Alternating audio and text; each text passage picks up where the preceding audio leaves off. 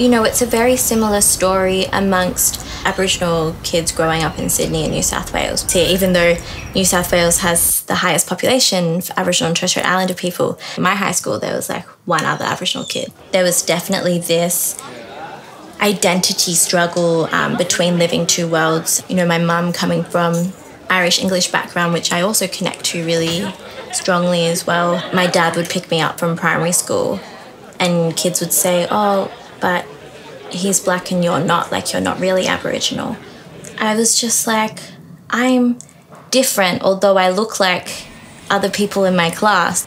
Just existing is political. But I also just want to be me in a world that is so confused by who you are. My name is Akala Newman. I'm a Wiradjuri and Gadigal woman, multidisciplined performer, singer-songwriter, dancer, actor, artist educator at MCA, First Nations advisor at Arts and Cultural Exchange, producer, First Nations coordinator at the National Art School. They all interrelate somehow. Oh, I'm an intimacy coordinator as well. Okay.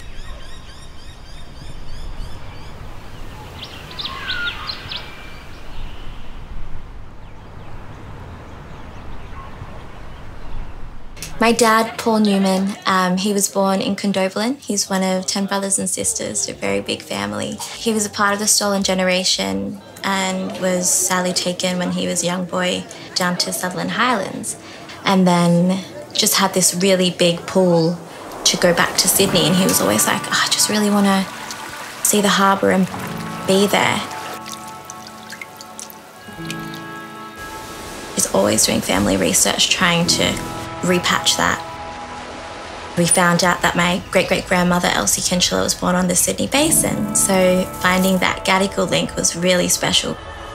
My mum is the strongest woman I know. Mum would always take me to see musicals or art shows, and I would always then just like do my own little dances and then make my own songs, a little weirdo, and then like I'd always perform them.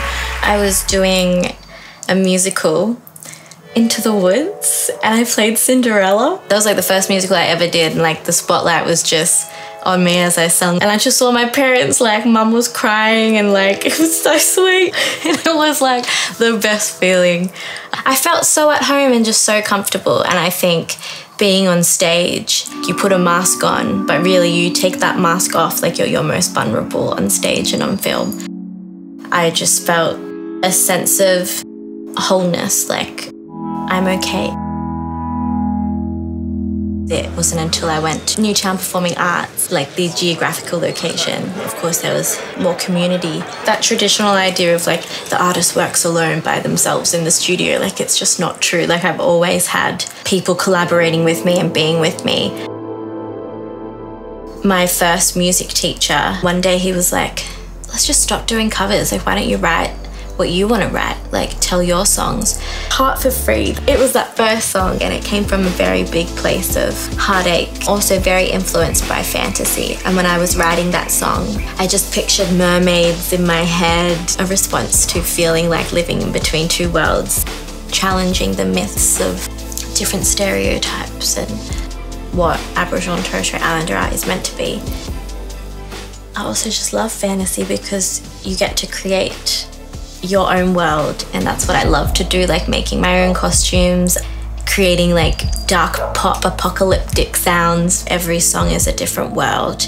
It's a part of my own imagination. After high school, I was like, what do I do with my life? Because I knew I wanted to perform.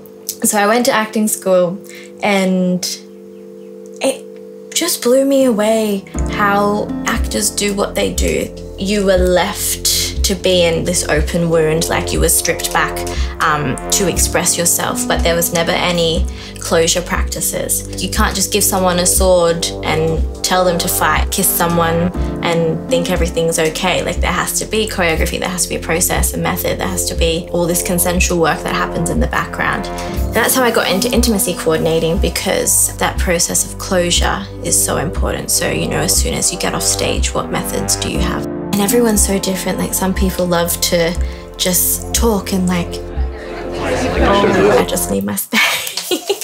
I need my time, and like Meditating and being by nature and being by the water is so special for me. I think water is a place I need to be, or I need to see to create, because it creates that sense of stillness. But being water, you could either be very calm or very powerful. Like water can make you float or kill you. Having these two sides of you again, it's always this negotiation, I guess.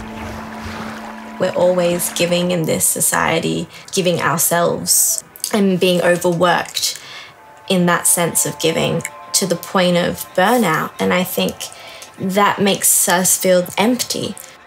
That grounding work through the body and through movement, through meditation, through walking, listening and being, yoga, or like a significant stretch that you do afterwards. Those sort of care practices that I'm talking about culturally as well, it's what we do. There's a process in our culture called Didiri, which means just sitting and listening to country and letting things come to you and letting that happen naturally, trying to find ways to be still.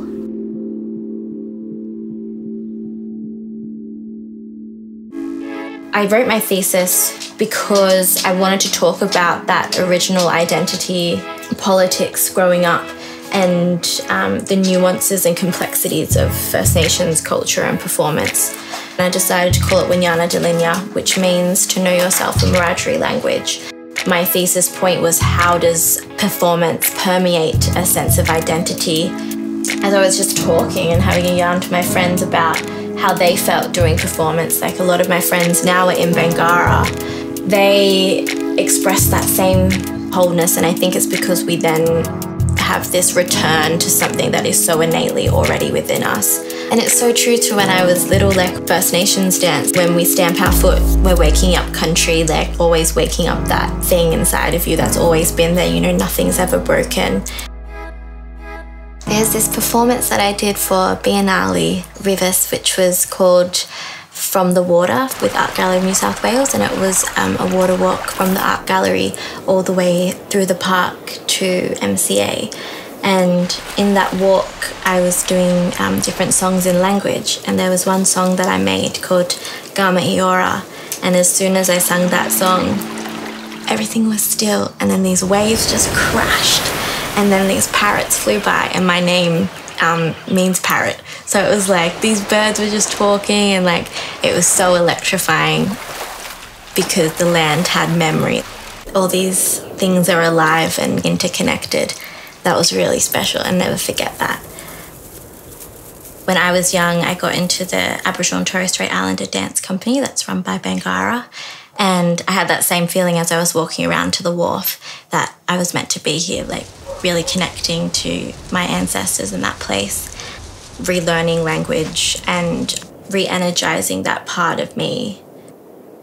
It's so important because knowing that my ancestors weren't allowed to speak in language, weren't allowed to practice their culture at the time, and knowing that there has been so much loss and dispossession, to be able to reclaim that very innate part of ourselves and our tongue is so important. It's returning to that place of power and solace. I think that's through movement and music that we find that again. I get very stressed, and I think that comes from a place of maybe not feeling good enough, like my voice isn't good enough or my stories. Growing up in the time that I was, schools didn't teach the truth, grew up thinking Aboriginal people were, nomadic people or like hunter-gatherers, when that wasn't the case. So I feel very lucky to be able to work at the National Art School and teach Aboriginal and Torres Strait Islander art from 1967 to now. 1967 was such a huge turning point in our history. Aboriginal people were seen as human for the first time and not flora and fauna. Teaching about First Nations culture, I just wish it wasn't in a classroom, and I'd always try and make sure that we have you know, one or two that is just outside, that is just being and actually walking with country and looking back at the layers of country and where we are. That way you're actually connecting to country. You're being with country to learn about country and understand it more deeply. Eora actually means me, this place, I, coming from here, like the people. Gama means to call, Eora means calling my people, and it means to come together, to love one another, our allies, to listen, hear and think on this land. And that's why what I always begin every set with, because it's a shared history, it's bringing everyone together and waking up that very instinctual thing inside of us. Gama Eora, nyalaya nyara,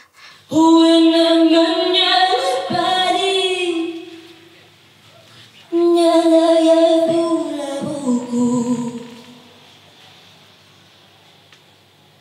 Gama Eora, nyalaya nyara,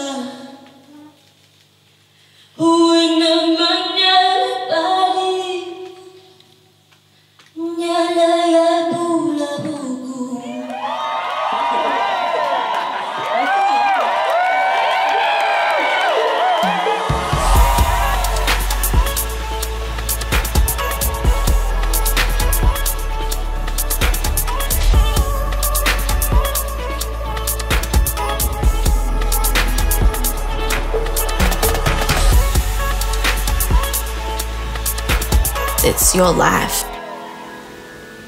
Winyana Delinya. The process of knowing yourself and coming to know yourself.